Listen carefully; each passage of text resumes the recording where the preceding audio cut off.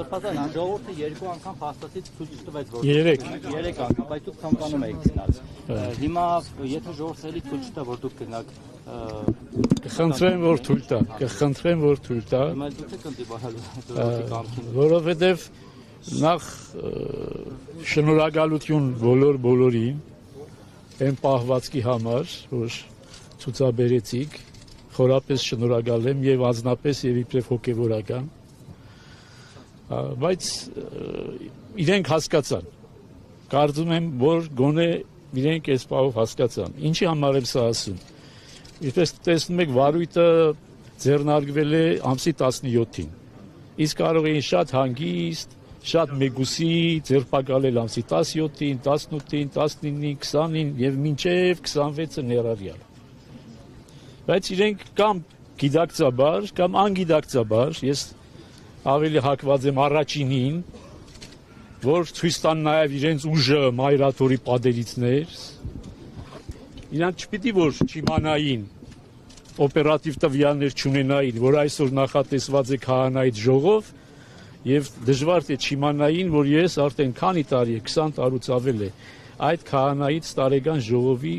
կոորդինատորն ու պատասխանատուն եմ, եւ նախագահ Վեհապար Հայրապետի կողքին ադենապետն եմ։ Շատ լավ գիտեի, բայց ինչու համար որոշել էին ամսի 27-ին այստեղ այդ մասկի շոուն կազմակերպեցին, չստացվեց, շնորհակալ եմ ինչպես ձեզ, բոլորիդ քահանաներին, ժողովրդին, իմ հոգևոր եղբայրներին եւ Վեհապար Հայրապետին, իմ մասնավորի իր հայրապետական բարձր պահվածքի համար։ Հիմա իրանք հասկացել են եւ նահանջել են։ Եվ դրա համար ավելորդ է այլևս թույլ տալ, որպես իրենք երկրորդ ինչ-որ հարցակումը թույլ տան եւ երկրորդ անգամ պղծեն մայրաթորի հոգեպարար, հոգևոր մթնոլորտը։ Ես որևիցե բանից չեմ վախենում։ Այս մեղադրանքը բացարձակ շինծու ապօրինի մեղադրանք է։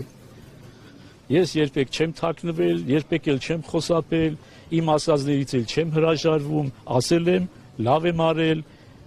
եւ պիտի շարունակեմ նույն ոգիով։ Եվ հիմա միակ խնդրանքս է, որ թողնեք, որպես ես նստեմ մեքենան եւ մեր սիրելի փաստաբանի հետ գնամ քննչական կոմիտե ներկայանալ։ Առաջ արված հայտարարությունը հիմա դարձավ քրական վարույթարություն։ Ինչը։ 2 տարի առաջ։ Դե այդ մասին պետք է գնանք խոսանք, չէ՞։ Այդ մասին պետք է խոսենք։ Բա գնում ենք խոսելու։ Եվ Բա ոչ չենք լռելու, գնում ենք խոսելու։ Սրբազան, որ ասացիք, ասել եմ լավ եմ արել, նկատի ունեք այդ հեղաշրջանը։ Աքես ինչ թե ինչ նկատի ունեմ այդ տղաները։ Ինչ որ ասել եմ, այից մինչև ֆակ։